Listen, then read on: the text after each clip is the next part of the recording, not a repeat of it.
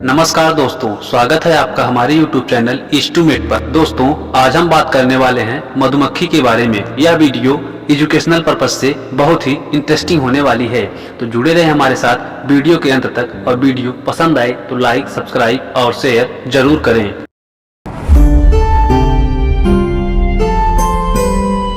मधुमक्खी कीट वर्ग का प्राणी है।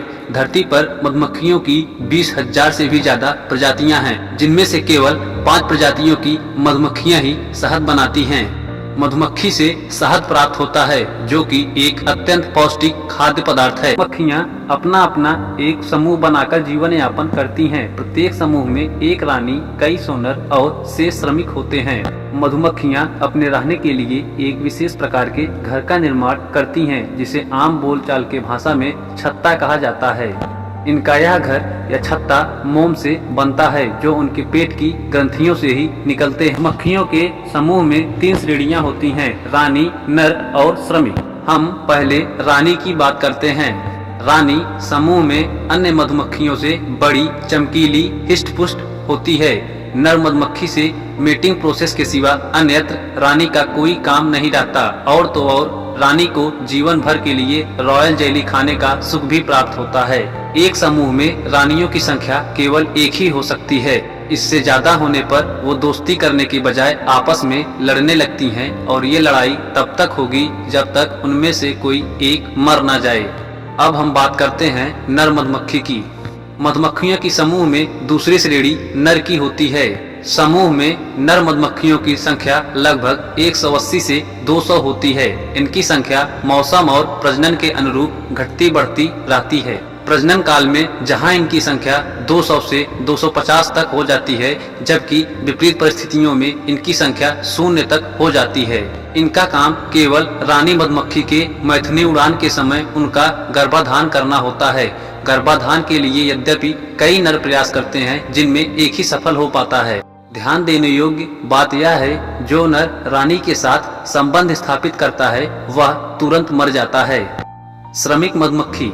मधुमक्खियों की समूह में तीसरी श्रेणी श्रमिक मधुमक्खियों का होता है।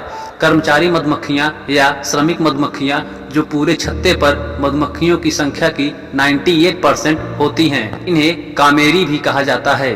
श्रमिक मधुमक्खियों के बहुत से काम होते हैं, जैसे फूलों से रस चूस कर लाना, छत्ते यानी घर की दुश्मनों से रक्षा करना, अंडों की देखभाल करना एवं रानी की सेवा करना। दोस्तों, क्या आप बता सकते हैं एक मधुमक्खी अपने पंखों को 1 सेकंड में कितनी बार हिला सकती है? कमेंट बॉक्स में कमेंट जरूर करें। यदि जानना चाहते हैं तो जुड़े रहें हमारे साथ वीडियो के अंत तक।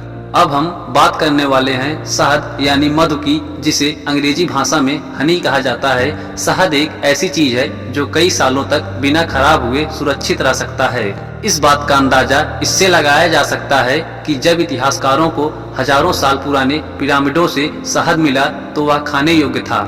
शहद का एक चम्मच 12 मधुमक्खियों के जीवन भर का काम होता है, और 1 ग्राम शहद बनाने के लिए मधुमक्खी लगभग 195 किलोमीटर का सफर तय करती है। दोस्तों, आइए जानते हैं शहद कैसे बनता है।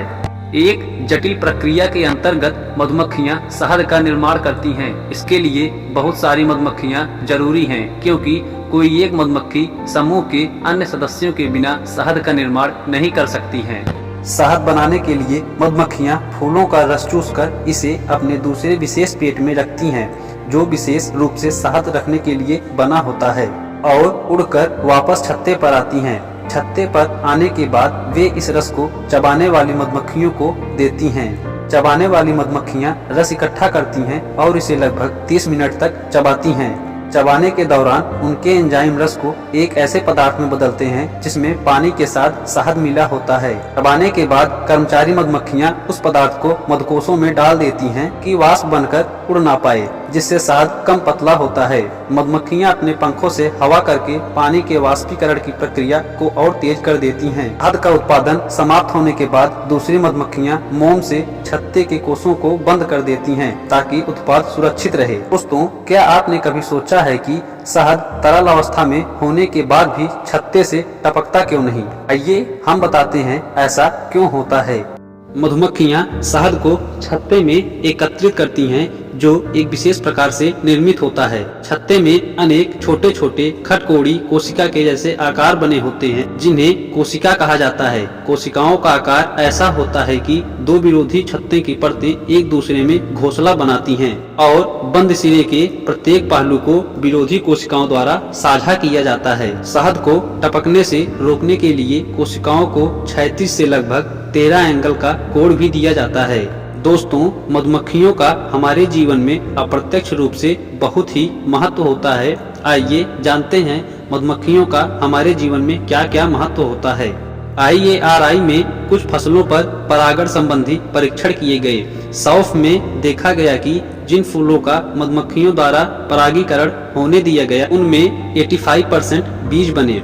इसके विपरीत जिन फूलों को मधुमक्खी द्वारा परागित करने से रोका गया उनमें मात्र 70.1% ही बीज बने थे। यानी मधुमक्खी सौंफ के उत्पादन को करीब 15 गुना बढ़ा देती है। बरसीम में तो बीज उत्पादन की यह बढ़ोतरी 112 गुना तथा उनके भार में 179 गुना अधिक देखी गई है। सरसों की पर परागण पूसा कल्याणी जाति तो पूर्णतया मधुमक्खी के परागीकरण पर ही निर्भर होती है। फसल के जिन फूलों में मधुमक्खी ने परागीकृत किया उनके फूलों से औसतन 82% फली बनी तथा एक फली में औसतन 14 बीज और बीज का औसत भार 3 मिलीग्राम पाया गया। इसके विपरीत जिन फूलों को मधुमक्खी द्वारा परागण से रोका गया उनमें सिर्फ 5% फलियां ही बनी। इस बात पर आप स्वयं विचार कर सकते हैं मधुमक्खियां हमारे लिए कितनी लाभदायक होती हैं। अल्बर्ट आइंस्टीन का मानना था कि धरती से अगर सारी मधुमक्खियां चली जाएं तो इंसान का अगले 4 साल में ही अस्तित्व समाप्त हो जाएगा। दोस्तों, मेरा सवाल था मधुमक्खी 1 सेकंड में अपने पंखों को कितनी बार हिला सकती है, जिसका जवाब है मधुमक्खी 1 सेकंड में अपने पंखों को 200 बार हिलाती है। अगर ये वीडियो आपको पसंद आई हो एवं और भी ऐसे वीडियो देखना चाहते हैं तो हमारे चैनल को तुरंत सब्सक्राइब करें, लाइक करें और अपने दोस्तों के साथ शेयर भी करें। और हाँ, बेल आइकन जरूर प्रेस कर दें ताकि हमारी कोई वीडियो आए तो आपको नोटिफिकेशन तुरंत मिल सके। धन्यवाद।